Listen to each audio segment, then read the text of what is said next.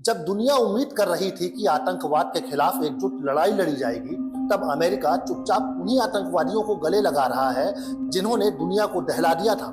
क्या ये वही अमेरिका है जो 9/11 के बाद आतंक के खिलाफ सबसे बड़ी जंग लड़ने निकला था? या अब अमेरिका अपने पुराने दुश्मनों को दोस्त बनाकर एक नई साजिश रच रहा है? और अगर ऐसा है तो क्या भारत फिर से घिरने वाला है? जिसे भारत ने दुश्मन माना, जिसे दुनिया ने आतंकवादी माना, आज अमेरिका उसे गले लगा रहा है।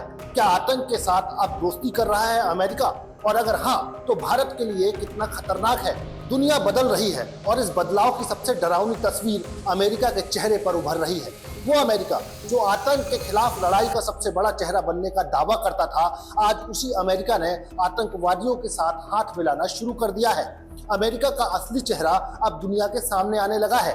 कभी आतंकवाद के खिलाफ जंग का अगुवा बनने वाला अमेरिका आज आतंकी संगठनों के गुर्गों को व्हाइट हाउस में बिठा रहा है। जी हाँ, आपने सही सुना। अमेरिका के राष्ट्रपति डोनाल्ड ट्रंप ने हाल ही में सीरिया के अबू मोहम्मद अल जुलानी से मुलाकात की है। ये वही जुलानी है जिसे संयुक्त राष्ट्र ने आधिकारिक रूप से आतंकवादी घोषित कर रखा है। एक वक्त था जब जुलानी अल नुसरा फ्रंट का कमांडर था और आज वो खुद को सीरिया का नेता बता रहा है और अमेरिका उसके साथ बातचीत कर रहा है। लेकिन ये यही नहीं रुका।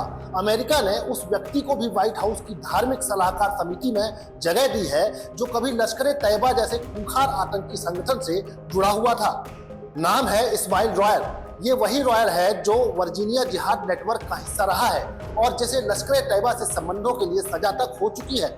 आज वही रॉयल अमेरिका में रिलीजियस फ्रीडम इंस्टीट्यूट के जरिए खुद को धार्मिक स्वतंत्रता का पैरोकार बता रहा है, मगर असल में वो पुरानी कट्टरपंथी सोच को नए चोले में वापस लाने की कोशिश कर रहा है। रॉयल खुलकर कहता है, मुझे लश्कर ए तैयबा के लोग पसंद थे, मैं बिन लादेन से नफरत करता था, लेकिन लश्कर मुझे ठीक लगता था। रॉयल एक तरफ लश्कर की तारीफ करता है, दूसरी तरफ खुद को सुधार चुका बताता है, लेकिन भारत को यह सब बदलाव नहीं बल्कि नाटक लगता है। अब ये सिर्फ किसी की राय नहीं है, ये अमेरिका की दोहरी नीति का असली चेहरा है। भारत को अब इस पर गंभीर चिंता है। दशकों से भारत और अमेरिका के बीच जो आतंकवाद विरोधी सहयोग बना था, उसमें अब दरारें नजर आ रही हैं। अमेरिका ने खुद संयुक्त राष्ट्र की 1267 प्रतिबंध सूची में लश्कर ए तैयबा को अल कायदा से जोड़ा था, लेकिन अब उसी संगठन के सदस्य व्हाइट हाउस में बैठकर धार्मिक स्वतंत्रता की बात कर रहे हैं। और ये सब तब हो रहा है जब टीआरएफ यानी कि द रेजिस्टेंस फ्रंट को भी संयुक्त राष्ट्र सुरक्षा परिषद में आतंकवादी घोषित करने का विरोध हो रहा है। ये वही संगठन है जिसने हाल ही में जम्मू कश्मीर के पहलगाम में आतंकी हमले की जिम्मेदारी ली थी, लेकिन कुछ देश हैं जो उसके लश्कर ए तैयबा से रिश्ते को मानने को तैयार नहीं है। वो देश कौन है? कौन अड़चने डाल रहा है? चीन, पाकिस्तान या खुद अमेरिका? क्या अमेरिका फिर वही पुरानी गलती दोहरा रहा है? याद कीजिए 1970 के दशक में कैसे अमेरिका ने पाकिस्तान के जरिए मुजाहिदीनों को पाल पोस कर अफगानिस्तान भेजा था। नतीजा 9/11 के रूप में सामने आया। लेकिन आज भी अमेरिका उसी पाकिस्तान के साथ कदम ताल कर रहा है जो खुद आतंकवाद की नर्सरी है। इस सब के बीच भारत को एक नई रणनीति बनानी होगी। विदेश मंत्री एस जयशंकर ने अफगानिस्तान के विदेश मंत्री अमीर खान मुत्ताकी से फोन पर बात की और पहलगाम हमले पर तालिबान सरकार के समर्थन का धन्यवाद किया। अब भारत सिर्फ अफगानिस्तान से सरकारी नहीं, राजनीतिक स्तर पर भी संवाद बढ़ा रहा है। ये एक नई कूटनीतिक दिशा है, क्योंकि अगर ट्रंप जुलानी से हाथ मिला सकते हैं, अगर अमेरिका पाकिस्तान और बांग्लादेश में अपने परिवारों को व्यापार की छूट दे सकता है, तो भारत को भी तालिबान से कूटनीतिक संबंध मजबूत करने में कोई झिझक नहीं होनी चाहिए।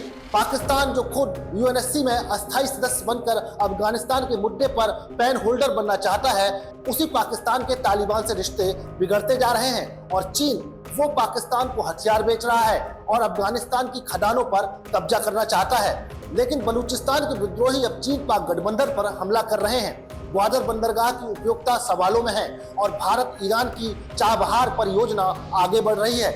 अमेरिका की बाइडेन सरकार ने इस पर प्रतिबंधों से छूट दी थी, मगर ट्रंप इसे दोबारा कसने का इरादा रखते हैं।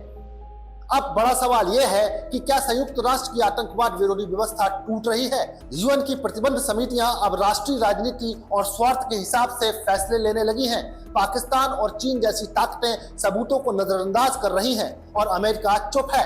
इससे एक अराजक स्थिति बन सकती है। ऐसे संगठन जो कभी आतंक फैला रहे थे, अब धार्मिक स्वतंत्रता और मानव अधिकार की आड़ में वैधता पा रहे हैं। भारत को अब अपनी कूटनीति और सुरक्षा रणनीति दोनों को और मजबूत बनाना होगा। जब दुनिया आतंकवादियों को नेता बना रही है, तब भारत को अपने दुश्मनों से नहीं, अपने दोस्तों के दोहरे चरित्र से भी लड़ना होगा। अगर आपको लगता है कि ये जानकारी हर भारतीय तक पहुंचनी चाहिए, तो इस वीडियो को लाइक करें, शेयर करें और सब्सक्राइब जरूर करें। और हाँ, अमेरिका के बारे में आप क्या सोचते हैं, कमेंट बॉक्स में जरूर साझा करें, क्योंकि असली युद्ध तो अब शुरू हुआ है।